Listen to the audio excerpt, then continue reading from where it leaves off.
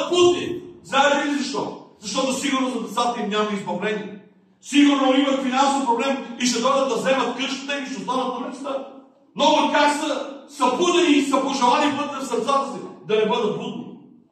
Но ние сме се събудили и сме благодарни. Знаете ли защо? Защото сме тук.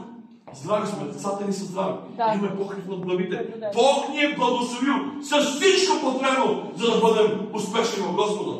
Така че, човече, не пропилявай времето. Не пропилявай нищо от това, което Бог дава, защото е ценно в очите на Бог. Така че, отдайте слава на Бога с живота си. Покланяйте му се сутрин, обед, вечер, след обед. Всяко място. Не спирайте да се покланяте на Бог. Не спирайте да търсите лицето на Бог. Знаете ли, Словото казва нещо и винаги съм се замислял. Нивата на Господа казва е голяма, работниците са малко. И винаги си казвам, толкова много хора, желаещи да служат, толкова много хора, които искат да бъдат пастори, как са малко? И знаете ли, и тази сутрин Бог ми проговори, малко са, защото искат да правят царство за себе си на земята. Идват в Божията нима и искат да спечелят от нивата на Бога. Бог за това казва, че са малко работници. Той търси съработници на себе си.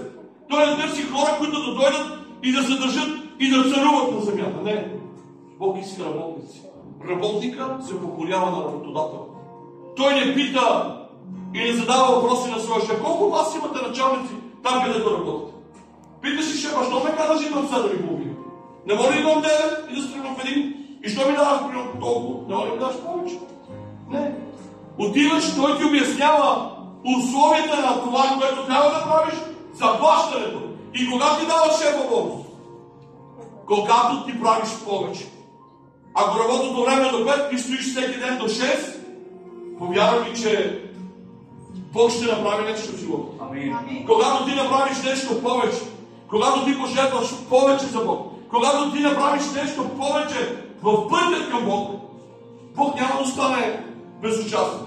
Бог не е като човека. Бог е Бог, защото е справедлив, защото е верен, защото е истинен.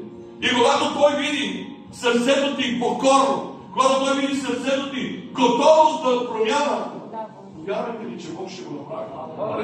Нека се подготвим за нашите